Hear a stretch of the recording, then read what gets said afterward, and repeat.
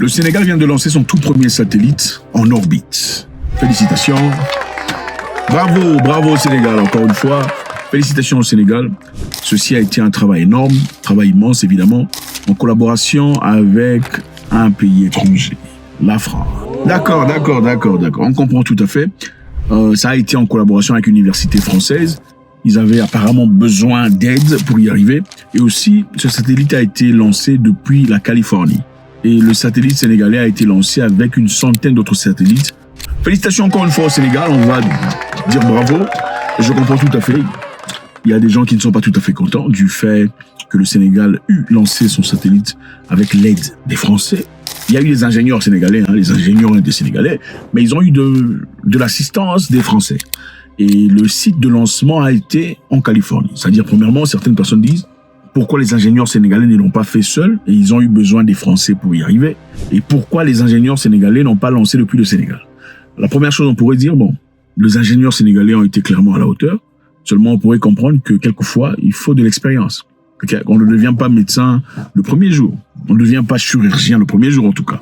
Il faudrait être là, à regarder des experts, à avoir de l'assistance. Petit à petit, l'expert te laisse t'appliquer pendant qu'il observe, jusqu'à ce que tu aies la capacité de pouvoir acter tout seul. Je pense que c'est tout à fait normal. L'engineering, c'est aussi la même chose. Numéro 2, pourquoi le Sénégal n'a pas lancé depuis le Sénégal? Je pense qu'il faut quand même donner au Sénégal et à d'autres pays africains le temps de pouvoir y arriver et le faire tout seul. Bon, ce qui est évident est que ce n'est pas aujourd'hui que ça commence. Ça fait quand même assez longtemps. Le Sénégal maintenant rejoint 12 autres pays africains qui ont des satellites en orbite. Félicitations encore une fois. Ceci servira au Sénégal dans plusieurs agences gouvernementaux. Certainement dans le renseignement, certainement dans l'agriculture et dans beaucoup d'autres choses. Le président Bassirou Diomaye, qui n'est pas du tout aimé par beaucoup de personnes, curieusement. Beaucoup de personnes pensent qu'il est un vendu. Et bon, voilà, nous on est là pour vous donner l'information. Nous ne sommes pas pro M. Bassirou. Nous ne sommes pas non plus contre M. Bassirou. Nous sommes pour le peuple sénégalais et le travail positif présenté depuis le pays de la Teranga. En parlant d'histoire de satellite, je pense qu'il est important de mentionner une histoire incroyable que beaucoup de personnes ne connaissent probablement pas. Vous savez, il y a longtemps, dans les années 90, les téléphones cellulaires émergeaient. Il y avait des gens qui en avaient. En tout cas, les gens qui en avaient à l'époque, c'était des gens riches. Soit tu es riche, ou bien tu fais partie des agences gouvernementaux, ou bien tu es un politicien ou un général. Moi, je me souviens, le grand téléphone là qu'on avait, le téléphone était gros comme ça. Et ça coûtait très cher. Un appel de 1 minute, 2 minutes, ça coûtait très cher. Et c'était pas n'importe qui pouvait faire les appels à 5 minutes. Ça coûtait les yeux de la tête. Appel de Afrique à Afrique coûtait très cher. Les appels internationaux, on n'en parle même pas. C'était vraiment compliqué. Et je me souviens, ceux qui avaient cette histoire, c'était un peu comme marque de réussite dans la vie à l'époque. Beaucoup ne savent pas, vous n'étiez pas encore né. C'était un peu avoir un téléphone à l'époque. Dans les années 90, c'est comme si vous aviez une Ferrari, mais quelque chose à hauteur. Alors, pourquoi ça coûtait cher? Les appels locaux coûtaient cher parce que quand vous faisiez votre appel à l'époque, votre appel partait vers un satellite européen pour rentrer encore en Afrique dans votre pays, dans un téléphone d'un Africain. Donc le routing se faisait à partir de l'Europe parce que tous les Africains se servaient d'un satellite européen pour recevoir et envoyer leurs appels. Et ça coûtait les yeux de la tête aux Africains, la peau des fesses aux Africains. L'Afrique payait l'Europe 500 millions de dollars par an pour usage de leurs satellites de télécommunications. Donc à l'époque, l'Afrique n'avait pas ses propres satellites de télécommunications. Il n'y en avait pas. C'est-à-dire, en n'ayant pas ces satellites de télécommunications, ça voudrait aussi dire que vos appels sont contrôlés depuis les satellites européens. Donc on peut accéder facilement à vos appels, écouter ce que vous dites, et tout le bazar. Et cela, malheureusement, n'était pas limité aux citoyens civils. Cela aussi incluait les agents gouvernementaux et les chefs d'État. Alors il est arrivé un moment où les Africains ont dit « Nous payons beaucoup trop d'argent aux Européens. Et aussi, il nous faut une certaine autonomie. Comment on fait ?» Ils ont créé ce qu'ils appellent le RASCOM, une organisation dans l'objectif de lancer une satellite africaine de télécommunications permettant aux pays africains de pouvoir appeler et recevoir à un prix réduit et aussi à contrôler les données qui étaient transmises à travers leurs satellites. Maintenant, les Africains sont partis évidemment dans les agences que vous connaissez pour aller demander de l'argent pour commencer ce projet titanesque. Il leur fallait 400 millions de dollars pour fabriquer ou créer ou émettre ce satellite africain. Alors malheureusement, ce qui s'est passé, c'est que tout le monde a refusé de sponsoriser ce projet. Ouais, tout le monde a refusé de sponsoriser le projet. Pourquoi? Parce qu'évidemment, en sponsorisant ce projet, vous donniez un niveau d'authenticité ou d'autonomie aux Africains. Et avec ça, l'Europe perdait à hauteur de 500 millions de dollars les bénéfices qui revenaient chaque année. Donc voilà, vous allez gérer 500 millions de dollars. C'était compliqué. Alors il y a eu plusieurs réunions de RASCOM essayant de discuter et trouver des solutions sur comment mettre de l'argent ensemble. Et vous connaissez mieux que moi comment c'est quand vous appelez des Africains pour essayer de se réunir pour une cause, mettre de l'argent. C'est très compliqué. Je sais pas comment.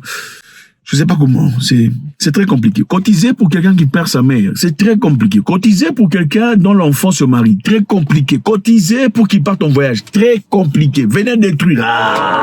Venez l'insulter. C'est un malade, un idiot. Moi, d'ailleurs, je connais sa famille, c'est ça. Jusqu'au chef d'État. Et aujourd'hui, on s'étonne disant, comment c'est le chef d'État est méchant. C'est un dictateur. Non, toi, tu es dictateur. Toi aussi, tu es méchant. Le chef de l'État est une réflexion de ce que vous êtes. Aucun chef d'État n'est président en Afrique, dirigeant des gens qui ne le ressemblent pas. Vos chefs d'État, c'est le reflet de vous. Si vous mettez là-bas, il y a des fortes probabilités que vous soyez exactement comme lui. Chicoter les gens, jeter en prison, finir les gens. Oui, c'est ça. En effet, même si vous rencontrez une personne avec qui vous n'êtes pas en accord sur un sujet, vous commencez à l'insulter. Au lieu d'user des cellules cérébrales qui, malheureusement, beaucoup de personnes n'ont pas.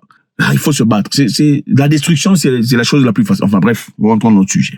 Les leaders africains se sont mis ensemble pour essayer de discuter sur comment mettre de l'engrais ensemble pour avoir de l'argent. Suivez sur cette vidéo. Ceci démontre la frustration de ce monsieur par rapport... Les gens ne contribuaient pas. Regardez. Certains pays ne remplissent pas leurs obligations financières vis-à-vis de l'organisation.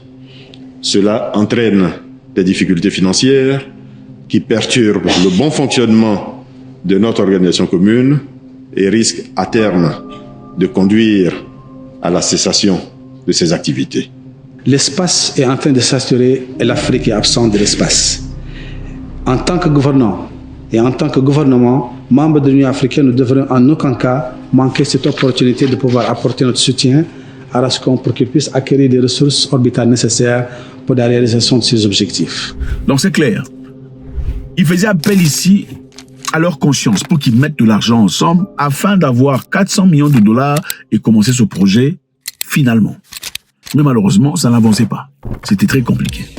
Ceci me rappelle l'histoire de l'Union africaine, dont les présidents africains ont été incapables de construire. Parce que bon, c'est la même mentalité que le peuple. C'est difficile de mettre l'argent ensemble. C'est impossible. Il a fallu que les Chinois quittent la Chine pour venir en Afrique, pour construire un bâtiment pour les Africains, où vous allez scanner et répartir, évidemment. Et avec ça, les Chinois commencent à contrôler ce que vous dites dans vos buildings. Ils savent exactement ce qui se passe. Rentrons dans notre histoire. Les Africains ont été incapables de mettre de l'argent ensemble pour commencer ce projet de RASCOM. Il leur fallait 400 millions de dollars pour y aboutir. Et un monsieur grand, fort, puissant, un héros est apparu dans cette histoire. Mohamed Kadhafi. Il offrit 300 millions de dollars pour commencer le projet. De ses propres poches. Et après avoir offert 300 millions de dollars, bravo pour Kadhafi. C'est alors là que le Development Bank et le West Development Bank ont mis de l'argent ensemble pour réunir les 100 millions qui manquaient. Et c'est alors là que le projet ira et on lancera en orbite ce satellite de télécommunications africain, permettant ainsi de réduire les prix des téléphones aujourd'hui. Mohamed Kadhafi. Et vous pensez que les Européens vont les... Non, c'est la raison pour laquelle, l'une des raisons majeures pour laquelle les Européens n'ont pas aimé Kadhafi. Il a pris 500 millions de dollars de leur bouche. 500 millions de dollars, donnant ainsi une autonomie aux Africains. Tout premier, en 1992, ceci s'est passé. Tout premier satellite africain en orbite de télécommunications. Aujourd'hui, certains pays évidemment ont évolué, ont lancé leurs satellites pour leur propre gré, leurs propres évolutions, pour leurs renseignements et technologies et tout le bazar. Mais c'est Kadhafi qui a sponsorisé cet argent. Aujourd'hui, le Sénégal s'ensuit et nous pensons que c'est une liberté, c'est un début. La finalité est celle-ci, on veut finalement voir des pays africains développer avec leurs propres ingénieurs, avoir aussi leur propre site de lancement. Vous savez, dans la vie, la maturité, c'est savoir critiquer quelqu'un, mais ne jamais oublier ou ne jamais faire semblant de ne pas voir la positivité, ou quelques positivités, ou quelques éléments positifs qu'il fait. C'est ça la maturité. C'est bien, on peut critiquer n'importe qui, hein, parce qu'aucune personne n'est parfaite. Même Dieu, dans toute sa sainteté, a des gens qui le critiquent. Et ce n'est pas pour dire que je suis d'accord avec tel ou tel, ça veut simplement dire qu'il faut garder les yeux ouverts et l'esprit translucent. God bless.